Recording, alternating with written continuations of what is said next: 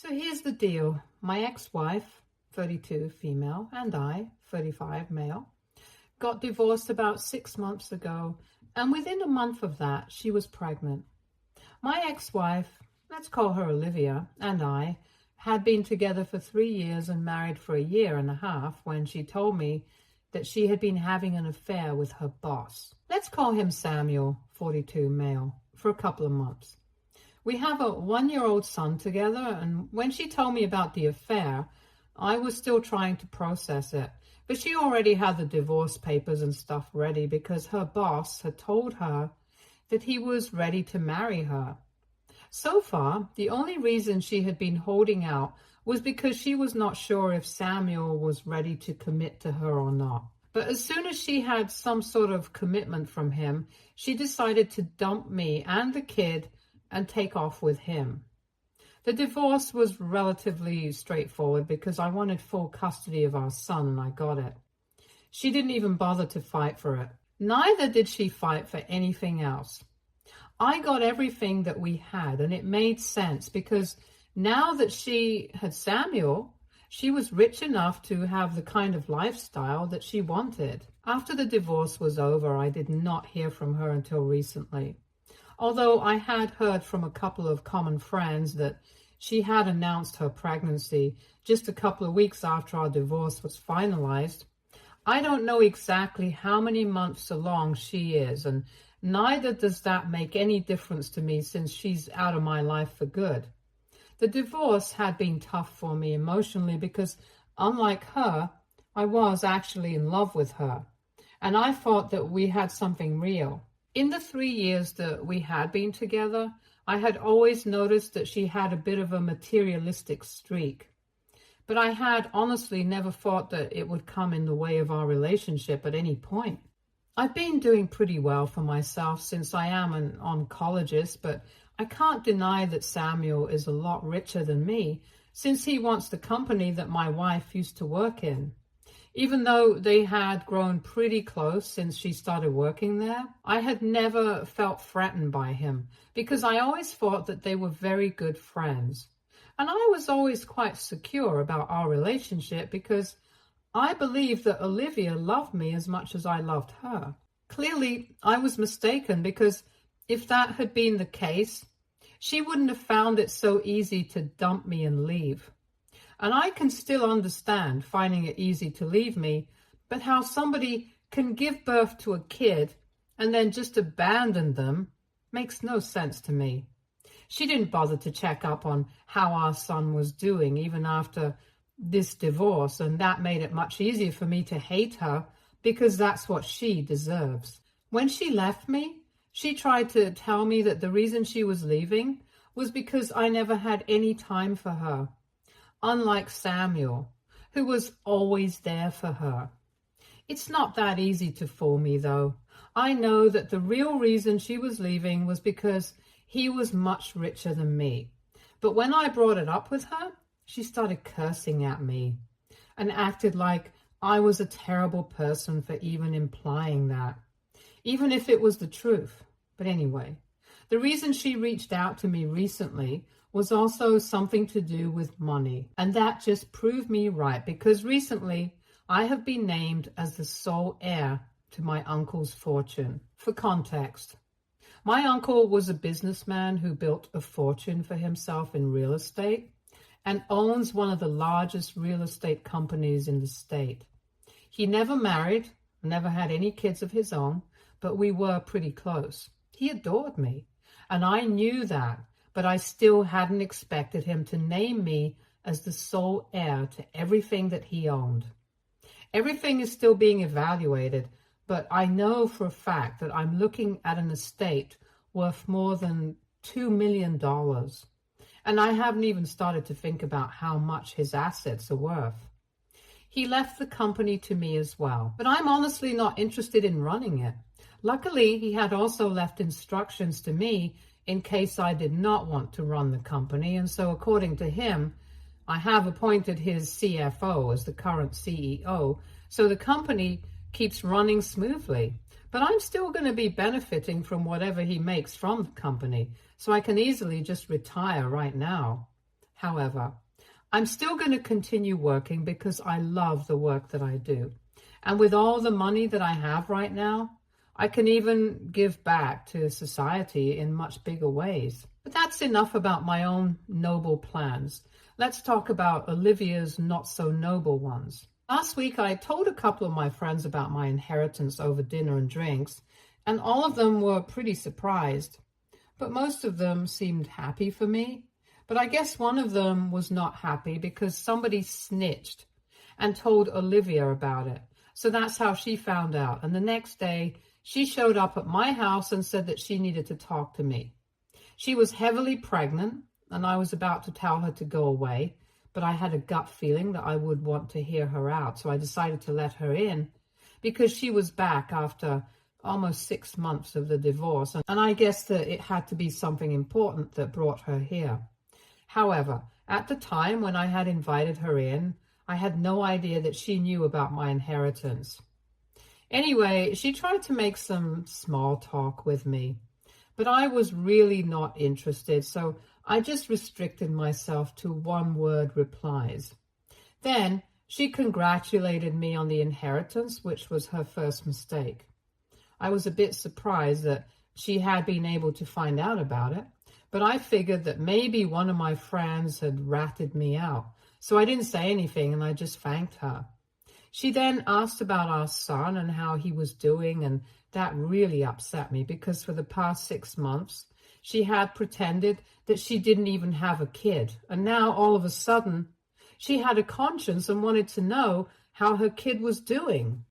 I ended up snapping, and I'm pretty thankful that my son was not at home at the time.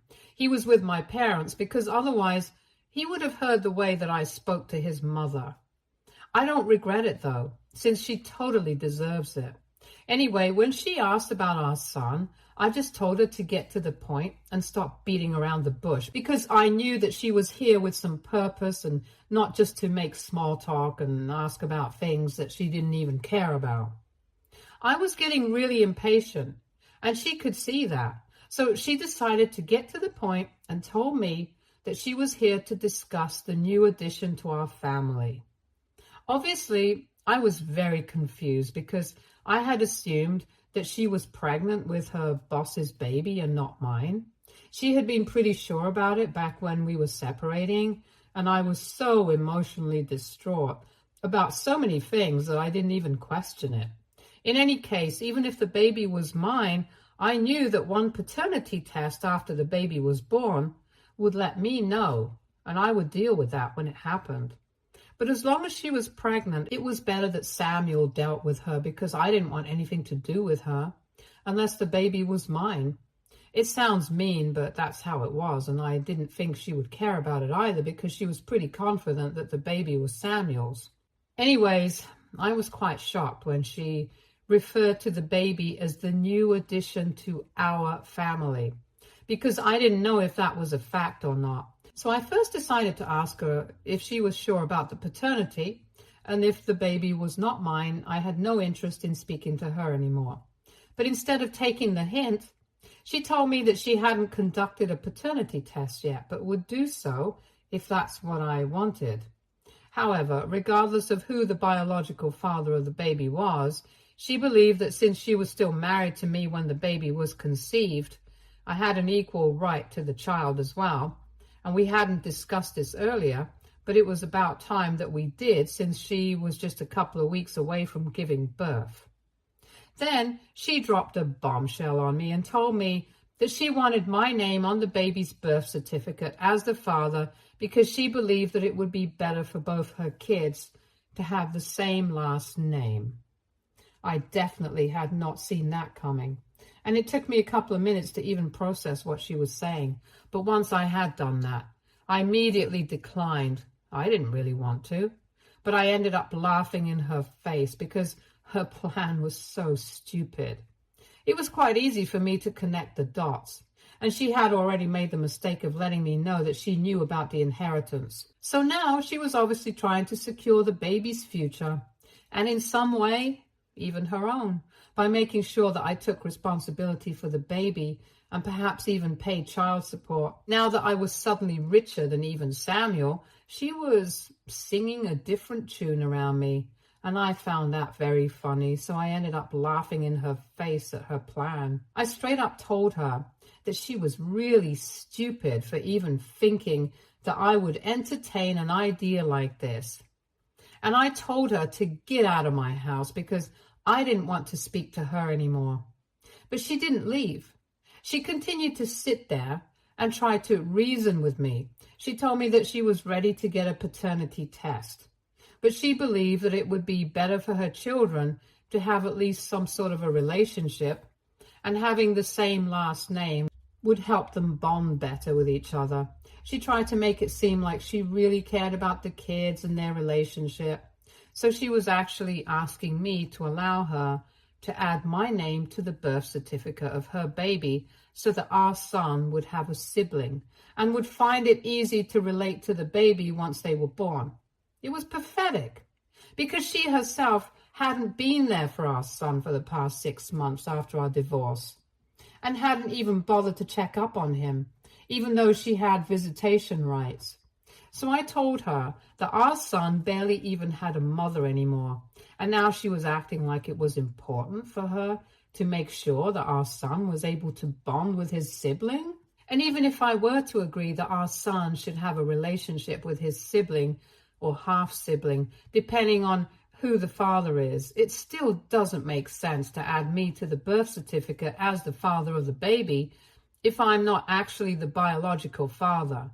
So I made it very clear to her, if the paternity test proves that the father is me, then I might even entertain her idea. But if it doesn't, then I'm simply not interested. Once I made that clear to her, she tried to argue with me some more and was desperately trying to make it seem like she really cared about the relationship that her future baby would have with our son, regardless of who the parent was, and that's why she wanted my name on the birth certificate. But I knew that the real reason was my inheritance and nothing else. And I told her that I knew what she was actually after, so she shouldn't take me for a fool. And obviously she was not happy about the implication that she was a gold digger, so she started screaming at me again. But I just told her to leave because otherwise I would call the cops. And she finally left. I could tell that she was regretting leaving me, but this was just karma for screwing me over. And after she left, I was still pretty upset about what she had tried to pull off because I couldn't believe that she thought I was actually that stupid. And I was just going to let her name me as the father of the baby. Of course, if I'm actually the father of the baby, then I would have no issues. But her suggestion that all our kids should have the same last name, and that's why she wants to admit the birth certificate of the baby, regardless of whether I'm actually the father or not, just did not sit well with me. Had she come to me to ask for a paternity test so we could find out the actual parentage and then worked our way forward, then I might have respected it. But this was clearly just a plan for her to claim her stake in my inheritance. Because she couldn't come up with a valid plan, she was grasping at straws. I was pretty upset, and I couldn't let this go without retaliating because so far I hadn't done anything at all to get back at her. But after she had come to visit me and we had that discussion, I was so angry that I decided to reach out to Samuel, and I sent him an email about what just happened. At that point, I did not even care if he already knew about her plan or not. I just wanted to create trouble in some way or the other, and that was the only idea that I could come up with. I wasn't sure if it would actually work or not, but I got lucky, and as it turns out, Samuel had no idea that this was what she was up to behind his back. I didn't get to know any of this through them, obviously.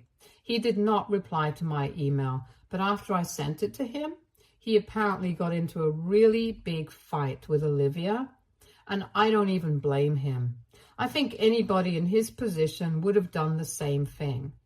But instead of cutting her losses and dealing with the situation at hand, she is simply too busy blaming me and has been posting about it nonstop. Not just posting, but she also has been speaking to all of our common friends and trying to get them to talk to me and set the record straight with Samuel. I don't even know what that means because as far as I'm concerned, I already set the record straight with him by telling him the truth. Obviously, none of our friends are on her side. They think that what I did was perfectly justified. This is strange because I'm pretty sure that one of them had to be the person who ratted me out and told her about the inheritance. I just didn't find out who it was so I could cut ties with them. Anyway, until then, I have Olivia to deal with because she's really getting on my last nerve. She has been posting relentlessly about how I'm jealous of her lifestyle and I'm upset about the fact that she left me, which is why I have been actively trying to ruin her relationship with Samuel and feeding him a bunch of lies about why she visited me last week. She claims that she only visited me to see her son since I haven't allowed her to see him. Even that day, she was fighting with me because she wanted to see him and I refused to bring him back from his grandparents' place. That's what she wants me to admit. But I'm not going to do that since that's clearly a lie. I have done everything in my power to avoid speaking to her or interacting with her, but she just won't stop talking about me. And it's getting a bit too much because for the past week, she has posted about me every single day, and it's just annoying that she thinks that she can get away with lying about what really happened. Most of our friends know the truth, but a lot of people are even supporting her in the comments section, mostly people who don't know me. And I know that she's doing all of this for sympathy so that Samuel can fix things with her and buy a bunch of lies that she has been spewing. However, if it's coming at the cost of my reputation, even if it's among people who don't even know me, I don't think that it's fair. So I have been considering putting out the truth for everyone to see. And the reason that I have held back is because I know that it's going to damage her reputation significantly. And Samuel is definitely going to dump her. They're not even married yet, so it's going to be very easy for him to just leave, since they're only engaged. But before I do that, I want to make sure that I'm doing the right thing. So WIBTA, if I posted about how my ex-wife wanted to name me as the father of her baby in the birth certificate, update 1. So I did it. I actually posted the truth before even opening the comment section here because my gut feeling said that I should just go for it, and that's what I did. Afterwards, I came to Reddit to validate my decision, and I'm very grateful that most people believe that posting my side of the story would be the right thing to do. I had blocked her after the divorce, but I unblocked her just so she would be able to see this post. Most of our friends are supporting me, and even though I know that I'm doing that, I think that with or without the support, I think it means a lot to me that they are standing by me, because I'm pretty sure it's really pissing her off. She hasn't been able to get the kind of sympathy that she wanted. And from what I know, she hasn't had to move back in with her parents because Samuel doesn't want her living with him anymore. It has been a week and 4 days since I sent Samuel that email. And even though he hasn't replied to me, a lot of things have happened since then. And I know that there is trouble in paradise. I'm pretty glad that this is happening to them because she left me and our son for someone else, just because he was richer than me. And Samuel, well, he was just a homewrecker. I'm glad that karma is finally catching up to them, and I really hope that this teaches them a lesson of a lifetime. Even if it doesn't really matter because I'm still going to be rich, and I'll be happy with or without them. My son and I are even planning on taking a vacation in a couple of weeks because I think I need a break. I've been working myself to the bone ever since the divorce, and now that I'm finally getting the closure that I thought I needed, I think a well-deserved break will do me a lot of good. And when I come back, I'll be ready to work even harder. The only piece of the puzzle that I haven't been able to figure out yet is who exactly had ratted me out to Olivia, because so far I have asked several of my friends if they had said anything about my inheritance to Olivia, and all of them have denied having anything to do with it. The people who I had told about the inheritance are really close to me, so I really hate the idea that one of them had been lying to me. But well, that's how it is. Anyway, I'm going to start planning my vacation with my son now. Update 2. Olivia showed up at my door again today, and this time my son was at home as well. So I told her to go away instantly because I was pretty sure that she was not here to see him, and she was here to probably pick a fight with me, and I didn't want my son to see me acting like that, since Olivia just brings out the worst in me. But she refused to leave, and she told me that she was here to see her son, and since she had visitation rights, I couldn't exactly stop her. And that was true. So I had to let her in and allow her to see our son. I was not happy about that at all, but if I had refused, there might have been legal repercussions for it. And I have already spoken to my lawyer to prevent this from happening in the future. Just to be clear, it's not that I don't want her to see our son at all. I would obviously love for our son to be able to have a normal relationship with both his parents, but I don't want her coming and going out of his life whenever she wants to. The first time that she left home to move in with Samuel, she didn't even bother to say goodbye to our son, and it was very obvious that in the following weeks, he had found it very difficult to cope with her absence. I did not want that repeating once again, so I've spoken to my lawyer, and we are going to file for supervised custody visits so I can monitor when she gets to see him and she can't waltz in and out whenever she wants to, because that's not good for our son. Anyway, our son was a little confused to see her at first, but afterwards he seemed happy enough. She ignored me for the entire time that she was here, but I noticed that she started to take a bunch of videos towards the end of her visit.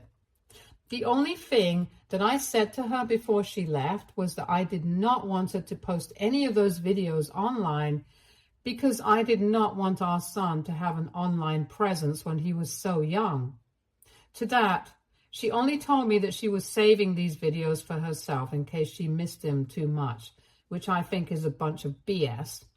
But I didn't argue with her because it would be pointless. Anyway, that was what happened, and I think it was pretty weird, but it's not like she did anything wrong, so I can't complain. Update 3. So I had asked my lawyer to file for Olivia to have only supervised visiting rights after she visited us out of the blue to see our son a couple of days ago. But after what happened last evening, I don't think that's going to be necessary anymore. After her last visit, she hadn't posted anything against me, and in fact, she had been pretty inactive on social media for quite a while. She had made a few posts against me after I had put out my side of the story, but that was just for a few days, and then she just went silent. And then she paid me a visit to see our son, which was also quite strange. However, what happened yesterday is what takes the cake, because she just showed up once again randomly with a lawyer and handed me signed paperwork, which said that she was giving up custody of our son. She and her lawyer informed me that they would file the petition and get this approved by family court soon enough. She just wanted to give me a heads up before all of that happened, so I wouldn't be taken by surprise. I really couldn't stop myself from asking why she was doing this, because just a couple of days ago, she had visited us to meet our son, but she didn't exactly give me a straightforward answer. All she said was that she had decided that it was in the best interest of our son to only have one parent, and that would be me, because she was going to be too busy taking care of her future kid. And interacting with him the other day had made her realize that he was better off without his mother, since neither did he seem to attach to her, nor did she feel anything when she was around him. So she wanted me to take over entirely and told me that she wouldn't be bothering us anymore with her presence. I was really confused about what was going on, and I kind of felt bad for my son because his mother had said that she did not feel attached to him. And even though he doesn't even know what that means yet, I know that it would hurt him if he understood. But I did not try to stop her, since no matter what I wanted, she had made up her mind, and if she did not want to be a mother, then I was not going to force her to. And she definitely was right about one thing. It would be better for him to just have one parent around him, and that would be me, because I was actually willing to be a father to him. Before she left, I asked her if she knew anything about the paternity of her kid, and she told me that she had decided she would only get a paternity test conducted after the baby was born. And until then, I had nothing to worry about. She also told me that if the baby turned out to be mine, we would work out an arrangement that worked for both of us. But until then, she did not want me to speak to her. And well, I respect that. It might seem insensitive, but I already have a lot on my plate to be worrying about a kid who's probably not even mine. Update 4. I finally heard back from Samuel after almost 4 weeks since I sent him that email, and I learned a lot of things that I did not know about Olivia and this situation. He started off by apologizing to me for, well, everything. But I'm not going to get into that. After the apology, he told me that they actually had conducted a paternity test a couple of weeks back, and they knew for sure that the baby was not mine. The baby is his, and even when she had approached me, she had known about it. And that's why he had been so upset and broken things off with her, because it was very obvious that she did not truly belong to anyone in the actual sense of the word. She tried to tell him that she had only visited me to talk to me about seeing our son more often, because she claimed that I wasn't allowing her to see him. However, he did not buy that, and he decided to believe my version of what happened, since in the past 6 months, he had kept pushing her to come see our son, but she was the one who always kept procrastinating. And it seemed very unlikely that she had changed her mind all of a sudden. So he broke off their engagement and asked her to move out. Then she left. Even after she had left, she sent him a couple of videos with our son to prove that she had actually visited our son a couple of times, and she hadn't been lying about what she had said to him. But he's not an idiot. He could see right through her. At least now I know why she had taken all those videos, and it was just so that she could use it to prove herself right. And I can't imagine something more disgusting. She was literally using our son to get back together with Samuel. And when she realized that it was not going to work, she decided to give up custody of him. Anyway, he told me that they were still going to raise their child together, and she's claiming an exorbitant amount of child support right now, which is expected since she quit her job after she got engaged to him. But that's their problem now, and I'm done with her. Soon enough, I will have full sole custody of our son. And even the procedure of inheriting everything that my uncle left me is almost over, so I'll be pretty rich. 6 months ago, I wouldn't have been able to imagine living a life like this, but right now, I'm really happy about how things have turned out. Stay tuned for more stories from our girl.